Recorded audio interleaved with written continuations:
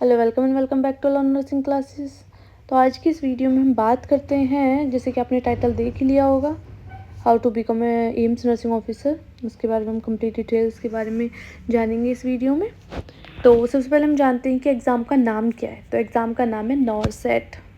ठीक है, अब हम जानेंगे एलिजिबिलिटी क्राइटेरिया। ठीक है, तो अगर जिसने भी बीएससी की नर्सिंग किया है, जिसने बीएससी नर्सिंग किया है, उसमें कोई भी एक्सपीरियंस की उसे नीड नहीं है, नो एक्सपीरियंस नीड। ठीक है, और जिन्होंने जीएनएम नर्सिंग किया है उसको 2 साल का एक्सपीरियंस चाहिए, मिनिमम 50 बेडेड हॉस्पिटल में 2 साल का एक्सपीरियंस होना चाहिए उसके बाद। और जिसने पोस्ट बीएससी नर्सिंग किया है उसको भी कोई भी एक्सपीरियंस की आवश्यकता नहीं है, लेकिन इन तीनों में हम रजिस्टर्ड होने चाहिए as a nurses and midwifery in state and INC. ठीक है, और अब हम बात करते हैं एज लिमिट की। तो एज लिमिट क्या होनी चाहिए एक नर्सिंग ऑफिसर बनने के लिए या नॉरसेट एग्ज़ाम देने के लिए, कौन सी एज लिमिट होनी चाहिए, कितनी एज लिमिट होनी चाहिए? तो 28 से 30 साल के बीच के नॉरसेट एग्ज़ाम दे सकते हैं। ठीक है, फॉर्म फिल कर सकते हैं। अब आती है कैटेगरी की बात कि कैटेगरी वाइज भी अलग अलग एज लिमिट्स होती हैं। ठीक है, तो अगर जो जनरल वाले हैं और ईडब्ल्यूएस वाले वो 30 साल तक फॉर्म फिल कर सकते हैं, और जो ओबीसी वाले हैं वो 33 ईयर्स तक फॉर्म फिल कर सकते हैं। जो एससी और एसटी वाले हैं वो 35 ईयर्स तक फॉर्म फिल कर सकते हैं, नॉरसेट एग्ज़ाम दे सकते हैं। ठीक है, अब बात करते हैं पोस्ट की कि नॉरसेट एग्ज़ाम देने के बाद हमारी पोस्ट क्या होगी। तो पोस्ट होगी नर्सिंग ऑफिसर। ग्रुप क्या होगा? ग्रुप होगा बी। ठीक है, अगर हम पे स्केल की बात करें कि हम करेंगे, लेकिन उसका पे स्केल क्या होगा? ठीक है, तो पे स्केल होगा 44,900 से लेके 1,23,400 तक। और लेवल की बात करें तो लेवल 7 पोस्ट है। ठीक है, अब हम बात करते हैं कि हम जॉब तो कर ले। ठीक है, हमने एग्ज़ाम दिया, फॉर्म फिल किया, एग्ज़ाम दिया, और हमारी सैलरी क्या होगी? बात आती है जिसके लिए हम कर रहे हैं जॉब, कि हमारी स्टार्टिंग सैलरी क्या होगी।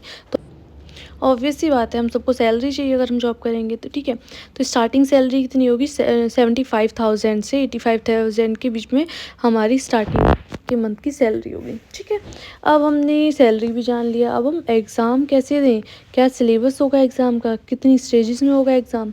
तो बात करते हैं स्टेजेस की। तो 2 स्टेजेस में नॉरसेट एग्ज़ाम होता है, प्रीलिम स्टेज 1 और स्टेज 2 मेंस। ठीक है, अब प्रीलिम में नर्सिंग के 80% क्वेश्चन नर्सिंग के आते हैं और नॉन नर्सिंग के आते हैं 20% क्वेश्चन। ठीक है, ओके, यानी कि 80 क्वेश्चन हमारे होंगे नर्सिंग के और नॉन नर्सिंग के 20 क्वेश्चन होंगे। एंड मोड क्या होगा इसका? कंप्यूटर बेस्ड टेस्ट होगा। ठीक है, और टाइमिंग की बात करें तो ये 1.5 घंटे का होगा, यानी कि 90 मिनट्स का। तो ये 100 क्वेश्चन होंगे, हम डिवाइड कर देंगे 5 सेशंस में, यानी कि हर सेशन में 20 क्वेश्चन होंगे। तो हम हर एक सेशन को 18 मिनट देंगे एग्ज़ाम करने के लिए। हर एक सेशन को कितने मिनट देंगे? 18 मिनट देंगे। ठीक है, ये हमें डिवाइड करना है इस तरह से अपने क्वेश्चंस को। ठीक है, फिर उसके बाद करें नेगेटिव मार्किंग की, कि अगर हमने क्वेश्चन नेगेटिव किया तो उसकी कितनी नेगेटिव मार्किंग होगी। तो 1/3 मार्किंग जो होता है ईच क्वेश्चन में नेगेटिव होगा। ठीक है, सारे क्वेश्चन 100 क्वेश्चन होंगे। ठीक है, एमसीक्यूज कितने होंगे? 100। अब हम बात करते हैं मेंस की, कि हमने प्रीलिम्स क्लियर कर लिया। ठीक है, हमने क्वालिफाई कर लिया प्रीलिम्स को। अब हम गए सेकंड स्टेज में, मेंस में।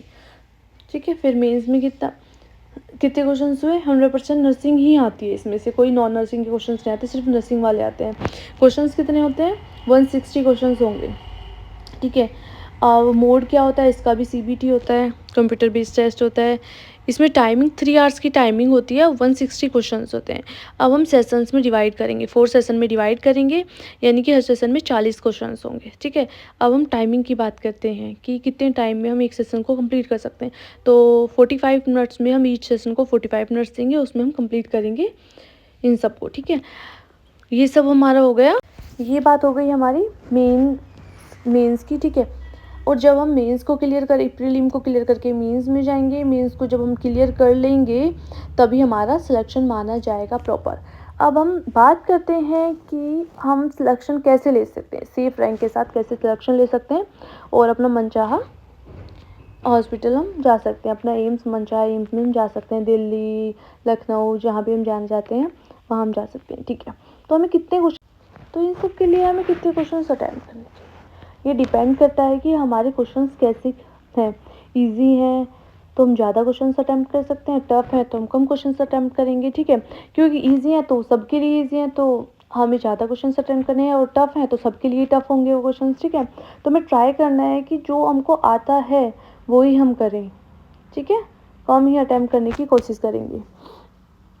इसके लिए आप लाइव टेस्ट सीरीज़ भी ज्वाइन कर सकते हैं, जिससे आपकी नेगेटिव मार्किंग कम हो। उसके लिए आप क्या कर सकते हैं, लाइव टेस्ट सीरीज़ ज्वाइन कर सकते हैं। अब बात आती है कि लाइव टेस्ट सीरीज़ कौन सी ज्वाइन करें, तो आप कोई भी टेस्ट सीरीज़ ज्वाइन कर सकते हैं, सब टेस्ट सीरीज सेम ही होती हैं बेसिकली। तो आप जिस भी कोचिंग की लाइव टेस्ट सीरीज़ ज्वाइन करना चाहें आप कर सकते हैं, और डेली या फिर वीक में ट्वाइस, ठीक है, ट्वाइस इन वीक आप टेस्ट अटेम्प्ट कर सकते हैं और अपना बेस्ट दे सकते हैं। All the best. अगर इसके बाद भी अगर आपको कोई क्वेरी रहती है तो कमेंट बॉक्स में कमेंट कर दीजिएगा। मैं नेक्स्ट वीडियो में बात करूँगी कि हमें हमारा सिलेबस क्या होगा, ठीक है। नेक्स्ट वीडियो में हम बात करेंगे किस किस टॉपिक्स पे हमें ज़्यादा फोकस करना चाहिए, किन टॉपिकों से ज़्यादा क्वेश्चन उठ के आते हैं, इमेज बेस्ड क्वेश्चंस कहाँ से आते हैं। तो हम नेक्स्ट वीडियो में अब हम सिलेबस की बात करते हैं, ठीक है।